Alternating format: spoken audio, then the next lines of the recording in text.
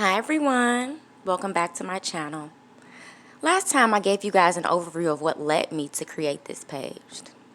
Well, today I'd like to touch on how I made the decision to finally leave the cult I had attached myself to. As we have entered into a new calendar year, many people are looking forward to a fresh start. Some are deciding whether to continue on the path they are currently on or make a turn to living a life that makes more sense. Oftentimes, we continue on a journey which no longer truly serves us. Sometimes we stay due to comfortability. Sometimes it's in fear of being shamed by others that are still in the group or cult. For others, their financial security is the main reason they stay. There are a number of men and women that meet these cult leaders and followers online. Some find themselves seeking some form of truth and believe that the group has the answers they have been waiting for. Everything seems to line up and make sense at the time.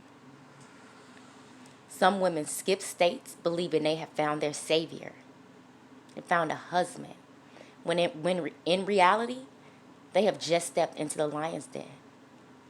Those that escape that den come out limping, missing limbs, and many are devoured alive and never return to a more serving path.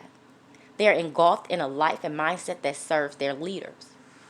The ones at the top of that mountain I spoke about, the head honchos, those that call the shots. Those that call the shots almost have full control over their followers. Essentially, they're the minions. Whatever is said, even on the most minute level, is followed. Not always because it's in the scriptures, simply because they said so. Oftentimes, these because I said so rules circulate out of fear that the leaders may lose control. Leaders of cults usually like to drive a wedge between you and your family and close friends. Once they can make you start viewing and treating your loved ones different, they have you right where they want you. The leaders make those under them believe they shouldn't have dealings with those whom don't share the same exact practices. Therefore, you are only interacting with others in the cult.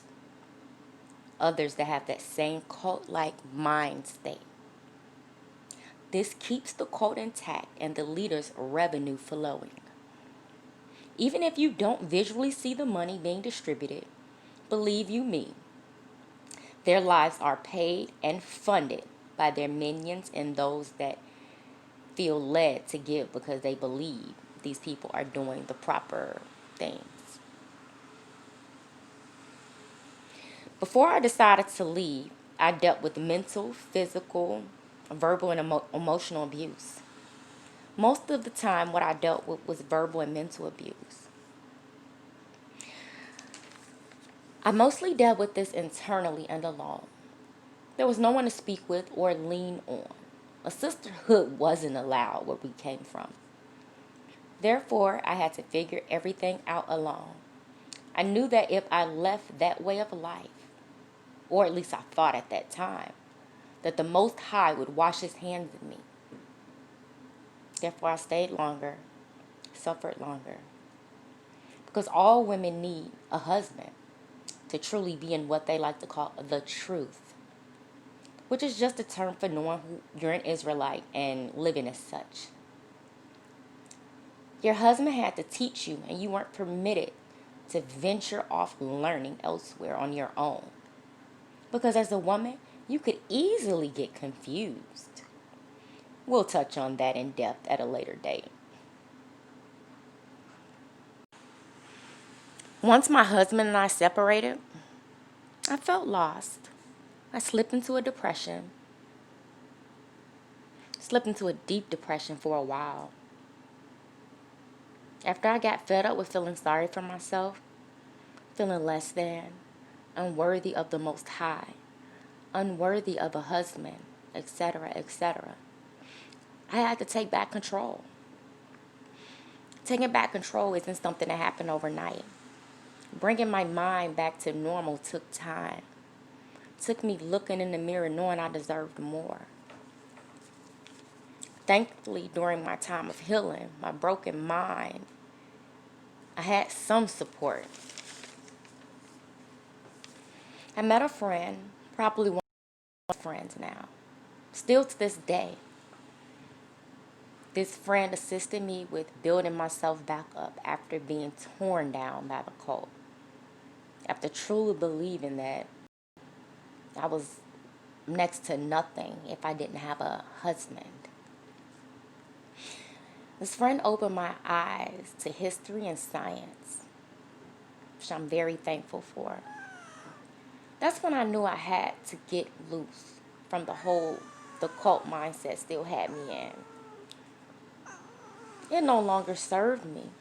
I was ascending in spirit and knowledge. The words that were twisted now seemed clear. I could now see through the leaders' moves. I understood why they did certain things.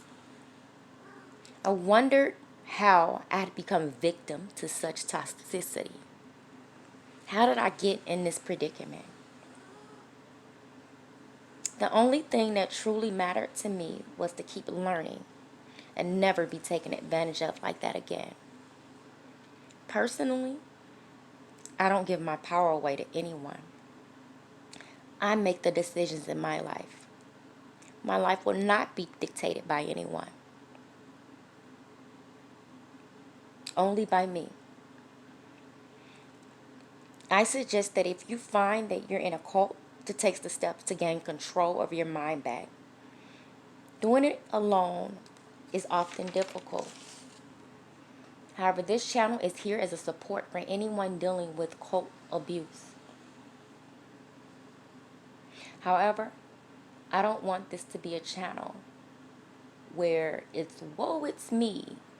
We don't want to necessarily do that here. However, I'd like to create an environment where we can help each other solve some of these problems. Figure out how we got there as well. So we can never return. Never allow our offspring to end up in that place either.